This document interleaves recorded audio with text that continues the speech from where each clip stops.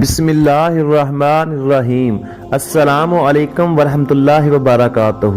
آج میں آپ کو بتاتا ہوں حدیث کیا ہے اور سنت کیا ہے، اور ہمیں حدیث پر عمل کرنا چاہیے یا سنت پر، اور کیسے پتہ چلے گا کہ یہ حدیث ہے یا سنت۔ یاد رکھو، ہر سنت حدیث تو ہے لیکن ہر حدیث سنت نہیں ہوتی۔ حدیث کی پہچان کرنے کا طریقہ اللہ کے رسول صلی اللہ علیہ وآلہ وسلم نے ہمیں بتا دیا ہے۔ آپ صلی اللہ علیہ وآلہ وسلم نے فرمایا، جب تم میری جانب سے کوئی حدیث سنو کہ تمہارے دل اس کا انکار کریں اور تمہارے بدن اور بال اس سے علیحدگی کریں، یعنی متاثر نہ ہوں، اور تم سمجھ لو کہ وہ تم سے بہت دور ہے، تو میں اس سے بھی زیادہ دور ہوں۔ تفسیر ابن کثیر مسند احمد نے اس حدیث کو صحیح کہا ہے۔ حدیث اور سنت میں فرق کیا ہے؟ سنت کا لفظ سنن سے بنا ہے، حدیث کا لفظ حدث سے بنا ہے۔ سنت کے معنی ہے طریقہ، راہ، رواج، اور حدیث کے معنی ہے نیا واقعہ، خبر، بات اور قول۔ سنت الفاظ کا عملی نمونہ، حدیث صرف الفاظ ہیں۔ سنت معمولات زندگی کی منتقل ہوتی ہے، حدیث منہ سے ادا ہو کر منتقل ہوتی ہے۔ سنت قرآن سے مربوط ہو کر شریعت بناتی ہے، حدیث صحابہ کے اقوال اور تقریر، قرآن اور رسول کے فرمان پر عمل پیرا ہونا سنت ہے۔ سنت نبی اور ان کے صحابہ کے احکام، امتناع، اقوال، عمل و فعل۔ حدیث سنت کی تشکیل میں اہم کردار ادا کرتی ہے، جیسے نکاح کرنا سنت ہے، قربانی کرنا سنت ہے، مسواک کرنا سنت ہے۔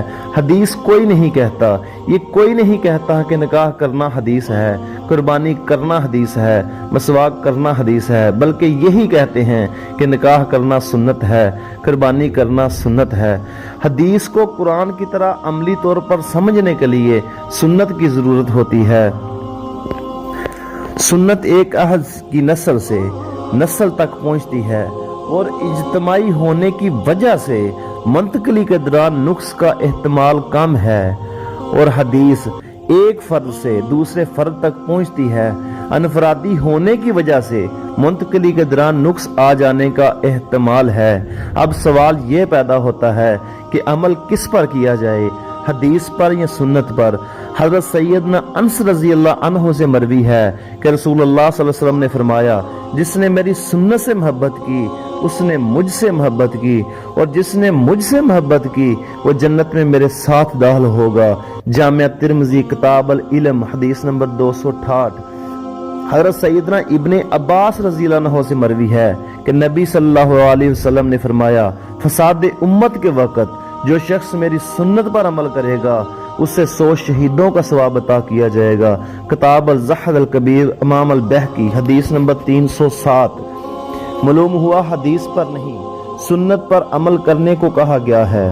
اب دیکھیں، کھڑے ہو کر پیشاب کرنا، استنجا کرنا، وضو کر کے بیوی کا بوسہ لینا حدیث تو ہیں، بخاری شریف میں موجود ہیں، صحیح حدیث ہیں، لیکن جب ہم کھڑے ہو کر پیشاب کریں گے، استنجا کھڑے ہو کر کریں گے تو ہم گناہ گار ہو جائیں گے۔ تو معلوم ہوا یہ حدیث تو ہیں لیکن سنت نہیں، حدیث تو ہیں لیکن یہ سنت نہیں، اور ہمیں اللہ کے رسول صلی اللہ علیہ وسلم نے حدیث پر نہیں سنت پر عمل کرنے کو کہا گیا ہے۔ اللہ تعالی ہمیں دین میں سمجھ عطا کرے۔